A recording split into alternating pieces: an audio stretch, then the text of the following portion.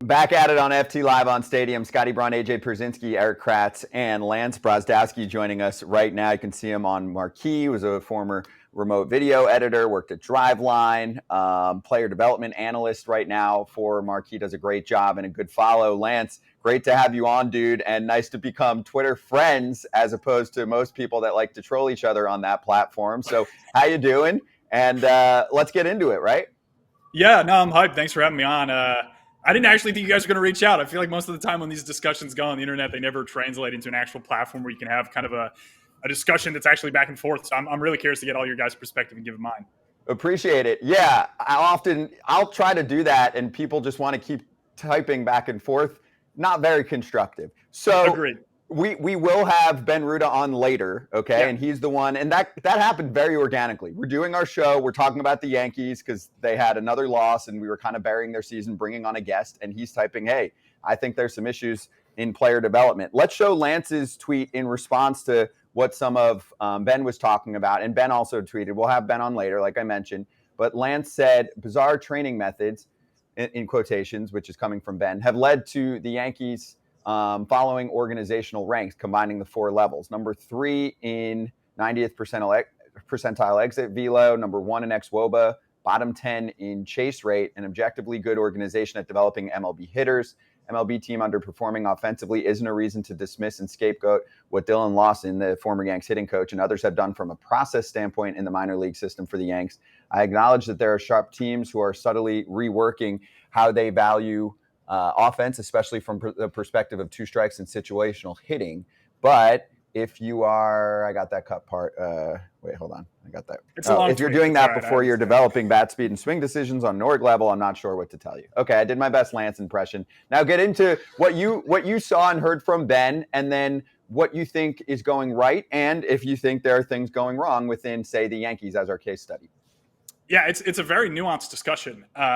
I'm going to start just by saying I think they do an incredible job and have for each of the last 2 years at developing the kind of hitters that have success at the major league level, right? They're incredible at some of the underlying stats that I understand people just kind of dismiss. But if you talk to the better teams in baseball organizationally at developing hitting, they're looking at those 3 stats that I gave you. Chase rate is really important. They're creating hard hit balls at the proper angles, and they're doing it with good swing decisions. That is the template and the blueprint for a major league hitter, regardless of, I think, almost anything else going on. That is going to increase the chances of them producing major league hitters. Now, major league hitting success obviously hasn't been that good. Their offense, I think, is like 18th in WRC+. They're the Nationals in terms of production, which obviously in the New York media market is not going to work. But I think there's also a disconnect in most organizations between the major league side and the minor league side. And that opens up a ton of nuance as to the differences of developing hitters that could be good at the major league level and are good at the major league level. But fundamentally, I believe what they have done in the minor leagues has been a success, regardless of the major league outcomes of that organization. Okay, so fundamentally, would you say that they have created kids who are successful in the minor leagues because of what they're facing, or kids who are successful that eventually they're going to get to the big leagues and are going to be successful? They've done the former there. They've created guys who could be successful at the major league level, right? But that gives them a better chance of creating major league hitters than the team who has created worse players in the minor leagues, right?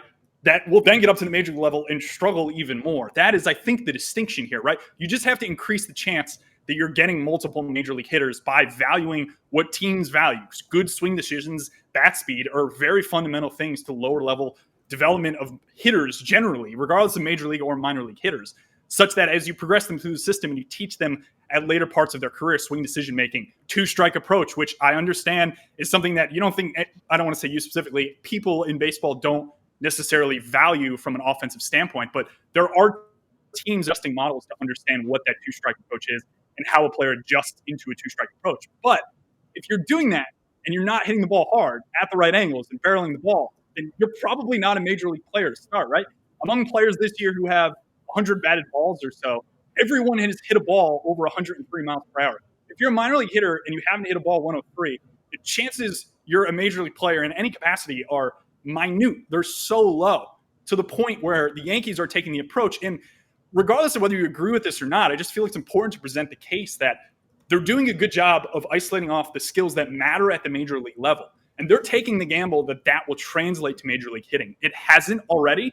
I understand that. But if you look at the guys in their system on the major league roster currently with more than like 200 plate appearances, you pretty much only have like 2 of them that have come through the system, right? I'm not even going to give him credit for Aaron Judge because that pushes the scale too much.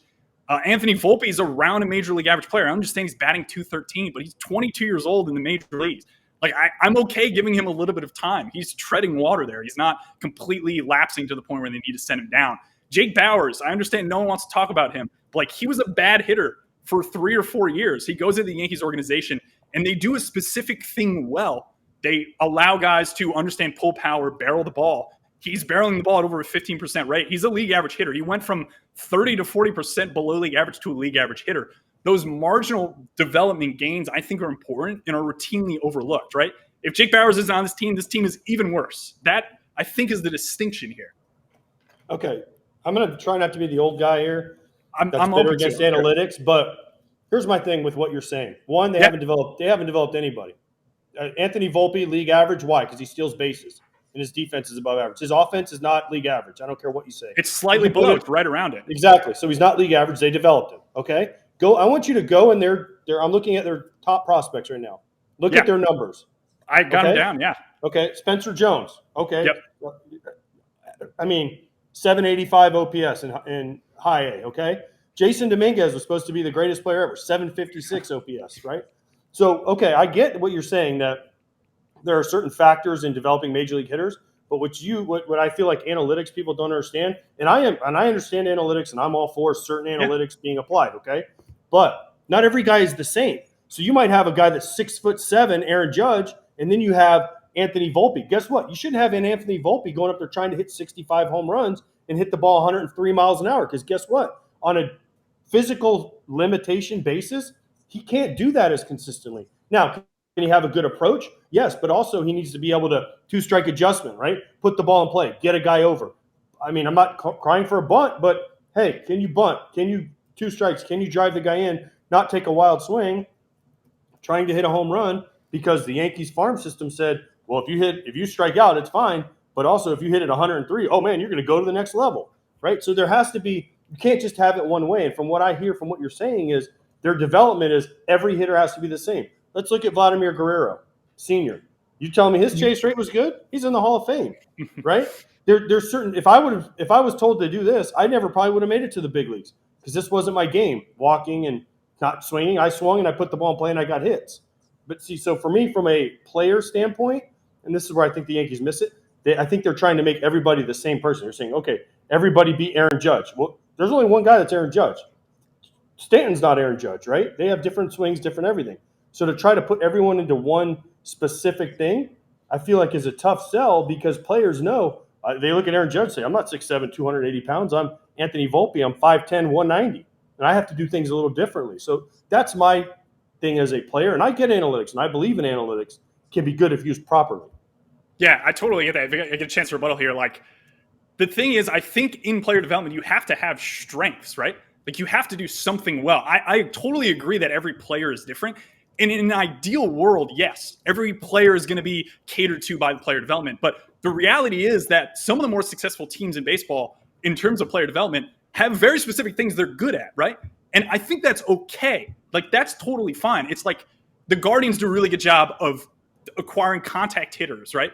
There's a clear deficiency on the power side with that organization offensively, but they're sticking to what they know they can do well. In an ideal world, yes, every organization is going to be able to develop every singular kind of hitter, but I think you run into issues there with, like, that is really hard to do, right? To say that everything is our strength. That's where I think a lot of teams get caught up. Whereas I understand the Yankee strategy of, like, we can get barrels. We know how to take a particular kind of hitter and make them good and make them major league caliber, give them the elements of a major league hitter. And therefore, we think that'll increase our probability of creating players who are good major league hitters at the end of the day. The Dodgers and other teams are doing it on another level that's above them. I understand it. Like, they do a really good job on the specific side of both pitching and hitting. That's an organizational system development thing, top down. But Orioles are doing a really there's a general idea that the Yankees aren't doing a good job on the player development side.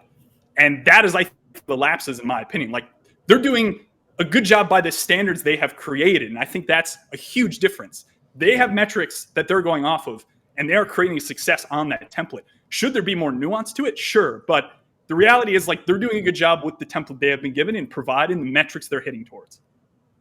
Do the Yankees, in your opinion, use more analytics than other organizations, or would you say they're actually below average? No, they're above average. Using analytics, correct, compared to other organizations. Yep. Yeah, I would confidently say that on both the hitting and pitching side. So why would you say that the Dodgers are doing so much better? Because I feel like I have an answer, but I want to hear your answer. I think it's gonna make everyone light up here. It's the people they have there, the communicators they have there are better than anyone else. And I have this from my personal experience too, talking to Dodger coaches. The thing that I heard from a couple people in that organization, they do not lose anybody on the development side that they do not want to lose. That is a key distinction, I think, between other organizations. How you get to the Dodgers, I have no idea. And I don't think 29 other teams in baseball know. Like, that's the distinction. You're talking about, like, the 90th, 95th percentile outcome of what the Dodgers have done. Like, that is impressive. It's really impressive. They don't lose who they don't want to lose, and they're really good at communicating and understanding what AJ's talking about. They're good at going to that level. But to think that every team can be the Dodgers, I think is just false. They have an incredible system they develop in the major league and minor league side. We could get into the differences between minor league and major league development. They do a really good job of integrating both. I think a lot of teams are better on one side or the other, but it's the people. Yeah, and isn't that an issue at every job? Aren't you like, why is that so hard to find? Because of the fact that the Dodgers keep everybody, or is it because maybe the people that some teams bring in, they're looking for people who just know these numbers that you're getting to, and you're building this number? It's like saying everybody needs to catch on one knee. Whether or not, you haven't heard whether I agree or disagree with it. I agree you want to get the strikes for the catcher. But if you say everybody has to catch on one knee, what if that guy's knee hurts? What if Kyle Higashioka can catch on two knees, on 2 feet and not one knee, and his numbers are incredible? Like, that's a people decision that has to be made. You can look at the numbers and say, okay, Kyle Higashioka's receiving numbers are legit top 10 in the league year in and year out. He can stay on 2 feet. But if you're coming in and you're saying, nope, we need to have this is all that we have to do, whether it's at the minor leagues or at the big leagues, you're hurting somebody, and you're most likely hurting that kid's career, but you're also hurting the development of the organization. Just because you brought somebody in that says, I want our ex-Woba to be this, so we're going to teach this, we're going to get rid of T's, we're going to teach all these things without actually coaching and catering to the player.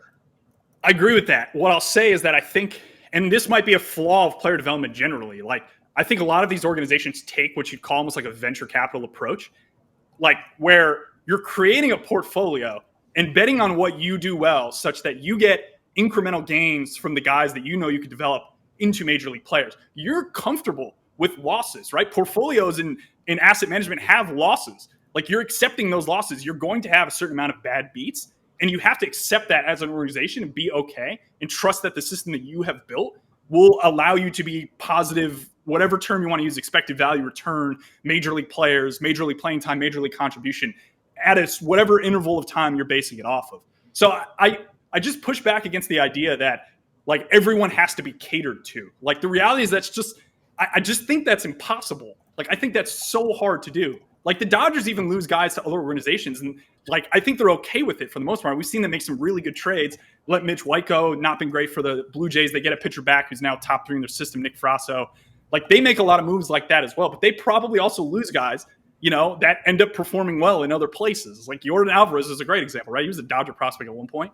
Like, you have to be okay accepting the losses and understanding that in the long run, you will net out positively. I just push against the idea that a lot of player development systems, either pitching or hitting, need to make every player great. That might be their goal in theory, but, like, when they're at a table talking about it, they know they're not going to be able to do that, right?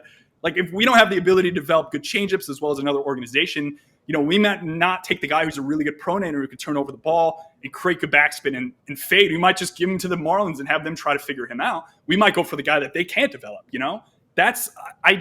I'm hesitant to say that like everyone should be catered to. And it's a harsh reality, right? It's a harsh way to think about it, but on a high level decision-making, how a lot of teams think about it, the majority of them lean towards that. They're okay with guys breaking out and them missing guys as long as they do what they do well and can create value. And I understand the Yankees haven't done that at the major league level.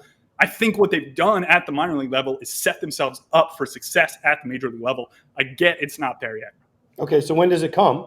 Because they haven't developed anybody. And you said they don't cater to people. Aaron Judge has his own hitting coach. They cater their ass off to Aaron Judge. So you can't say that. Okay, Anthony Volpe, below average. They haven't put one other. You look at their starting lineup. There is not one player that the Yankees have developed. And you can't use Jake Bauers because Jake Bauers came from another organization. He was bad in that organization. But he knew he needed a change, okay? So fine. Listen, if you're bad and you go to a new place, guess what? You're like, man, I need to make adjustments. Okay, fine. But they didn't develop him. He was developed by another team. Disagree. So I disagree with that. That's fine. But I consider developing, you get a guy to the big leagues, he becomes a big league player. Fine. Yeah, he left and went somewhere else. Why? Because he wasn't good. And as you get older as a player, you say, man, I'm not very good. I need to change things. Fine. Okay. But my thing is that you can't name me one player in the Yankees system that they brought up and has been, boom, as a hitter. Man, look at this guy from day one. Okay. Aaron Judge. But he was on the prior regime, and he doesn't count. I'm fine with pushing him out. Yeah, okay, he's too good.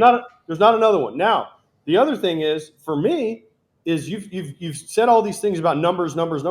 At some point, the numbers have to translate into players.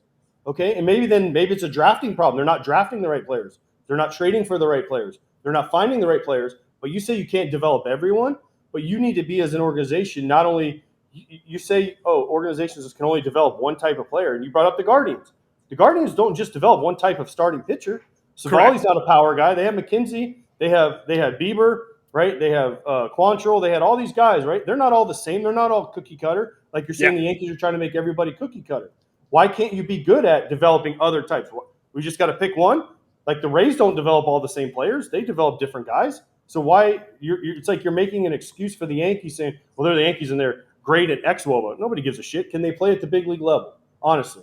Like, I'm happy that they're great at XWOBA, but they don't win at the big league level, so who cares? But give me the guys. They've only, the 7 other guys that have 200-plus plate appearances didn't come through the system.